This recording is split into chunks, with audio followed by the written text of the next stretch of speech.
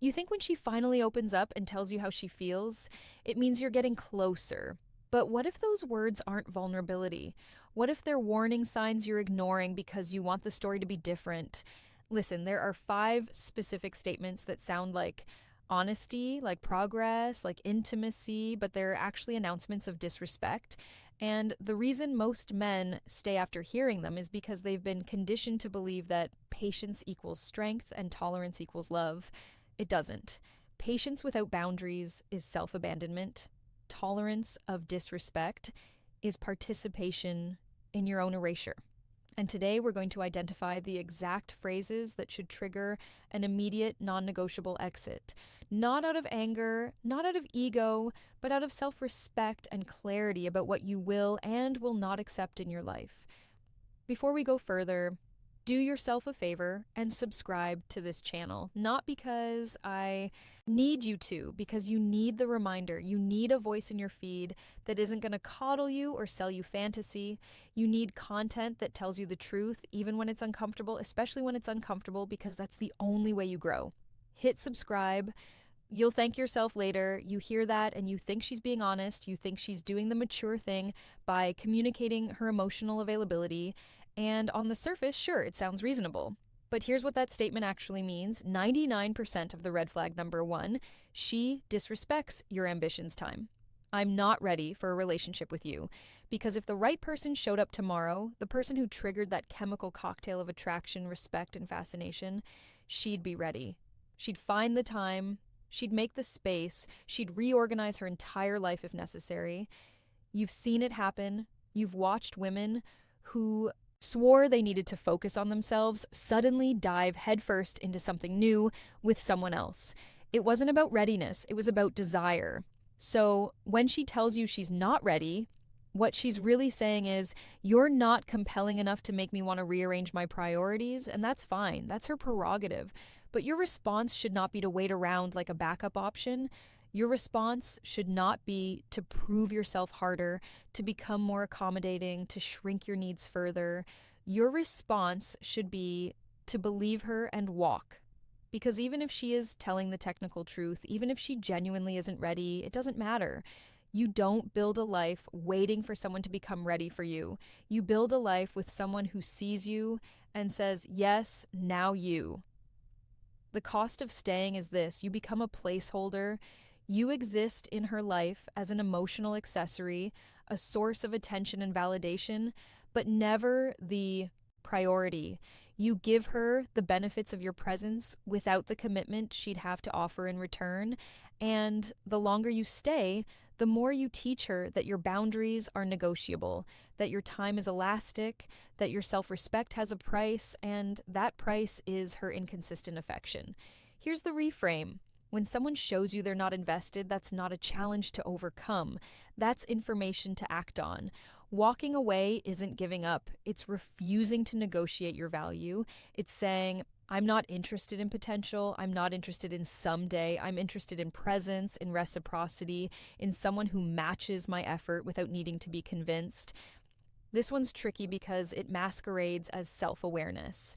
She's taking responsibility for her confusion. She's creating distance to gain clarity. That sounds healthy, right? Except here's what I need space actually translates to. I want to keep my options open while I explore other possibilities.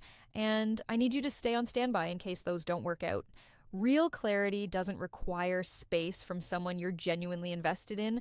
Real clarity happens in communication, in transparency, in working through confusion together if the relationship matters. But when someone asks for red flag number 2, she constantly plays the victim space. What they're usually asking for is freedom from accountability while maintaining access to you. They want the leash long enough to roam, but short enough to pull you back when convenient. And what do most men do? They give her space, they wait, they stay available, they text every few days just to check in. They convince themselves that respecting her request proves their maturity, but all it proves is that you're willing to let someone deprioritize you without consequence. You become the safety net, the known quantity, the boring stability she'll return to once the excitement elsewhere fizzles out. Here's the truth. If she needs space from you, give her permanent space, not as punishment, not as manipulation, but as a boundary. Because you are not a draft she can revise. You are not a bookmark she can return to when she's finished reading other chapters. You are a complete, whole, valuable human being who deserves someone certain about you. And uncertainty, when it lasts longer than a conversation, is just cowardice dressed up as introspection. The man who understands his worth doesn't wait in the wings. He doesn't pause his life while someone else decides if he's good enough. He keeps moving. He invests in himself, in his purpose, in people who are clear about wanting him in their life. And if she comes back later, maybe he's still available, maybe he's not. But either way, he hasn't spent the interim in emotional purgatory. This one sounds like humility, like she's acknowledging your value, but it's not a compliment. It's a preemptive dismissal.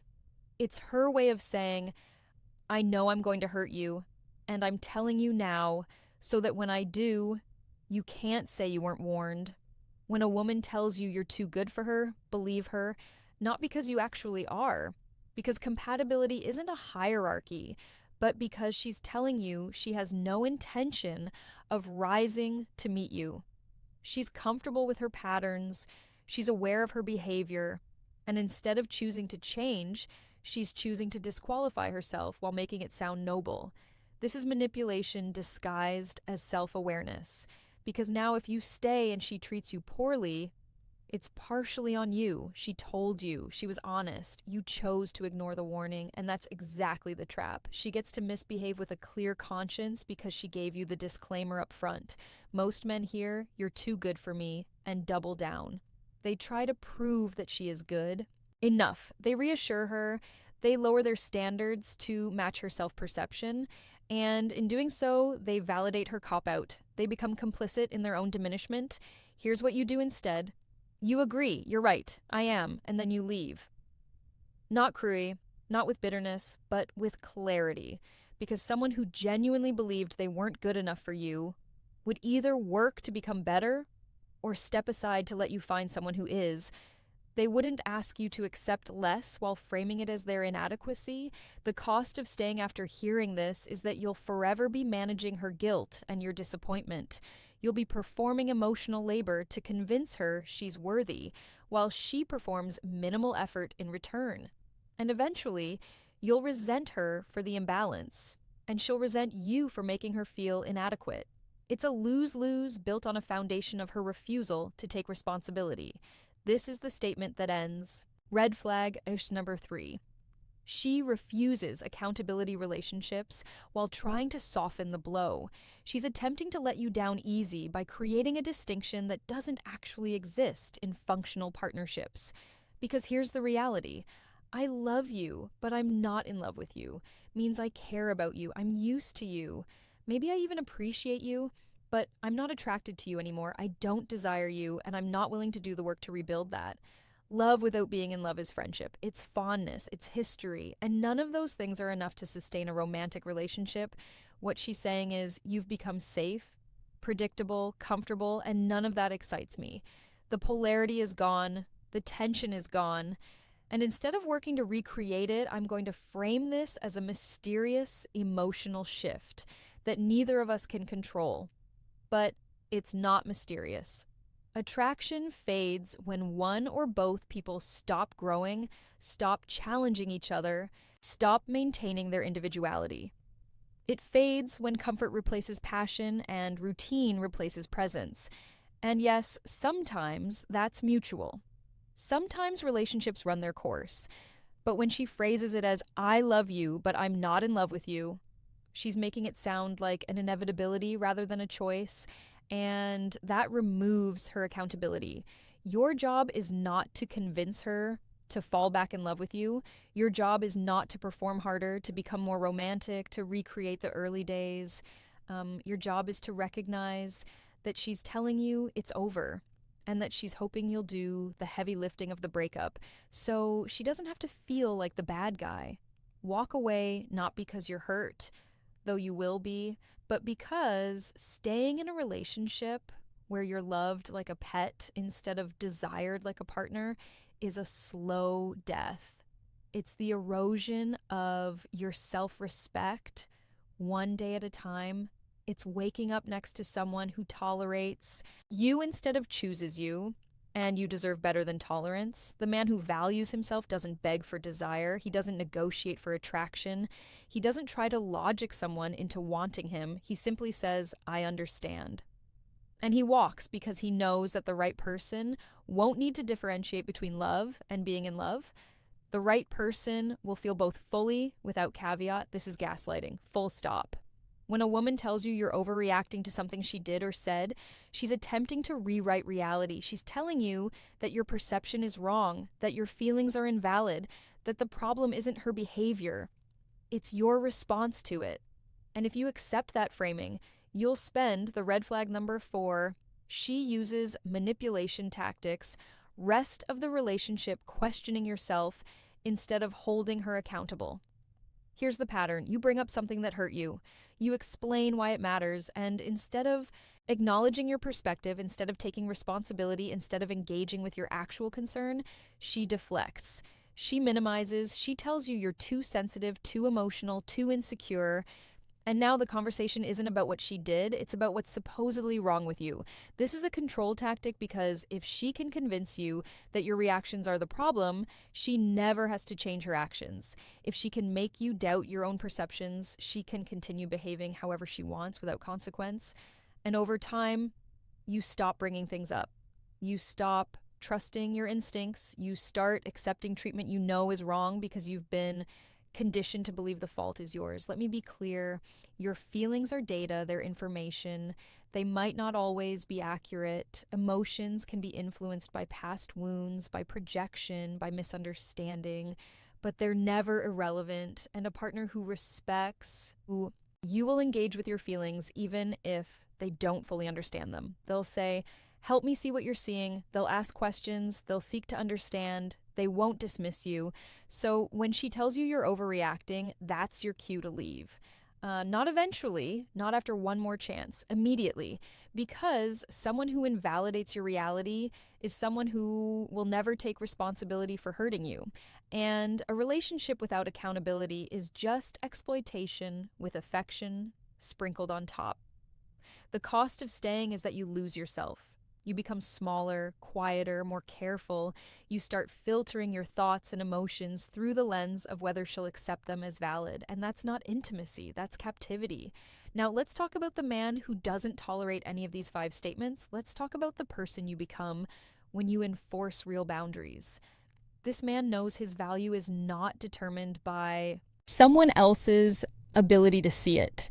He doesn't audition for love, he doesn't perform for approval, he doesn't twist himself into shapes to fit someone else's dysfunction. He's grounded, he's purpose-driven, he has a life that matters to him independent of any relationship, and he protects that life fiercely. When someone tells him they're not ready, he doesn't wait. He believes them and moves forward. When someone asks for space, he gives them all of it permanently. When someone says he's too good for them, he agrees and walks. When someone claims to love him but isn't in love, he recognizes the relationship is over and acts accordingly. And when someone tells him he's overreacting, he understands that his reality is being red flag number 5. She doesn't support your growth challenged, and he exits the situation without defending himself. This man doesn't argue, doesn't plead, doesn't try to change anyone's mind because he understands that people who want to be with you don't need to be convinced. They don't need time. They don't need space. They don't need disclaimers. They just show up consistently, clearly, without ambiguity. And here's what happens when you become that man. You stop attracting people who are confused about you. You stop entertaining relationships that require constant negotiation. You start drawing in people who are certain, who are ready, who see you and recognize immediately that you're not someone to play games with. Your energy shifts, your standards rise, and your life improves dramatically because you're no longer spending emotional resources on people who don't value them. So here's what you do right now, today, moving forward. Stop accepting words without action. Stop giving people credit for potential. Stop staying in situations that require you to shrink. If someone tells you any of these 5 statements, you thank them for their honesty and you walk. No, Dramatics, no big speech, no attempt to get the last word. You just leave because your presence is a privilege and you're done granting it to people who don't treat it that way.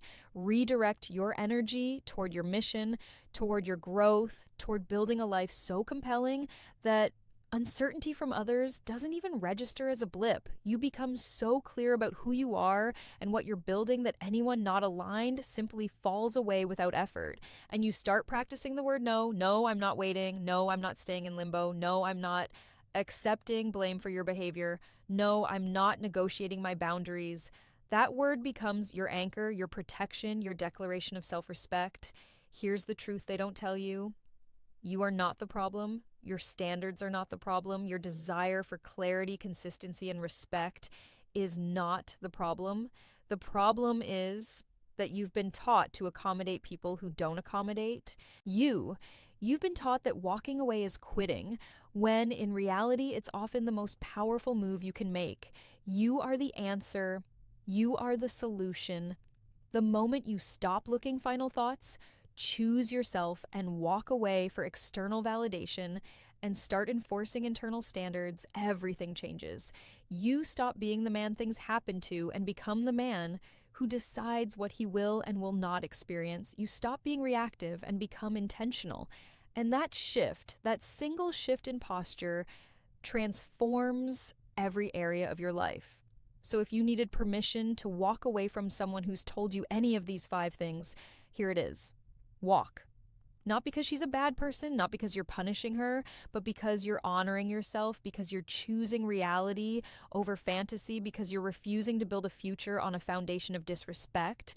And if you want more of this, more truth, more call to action, transform your life. Today, clarity. More reminders that you're not crazy for expecting better. Subscribe to this channel.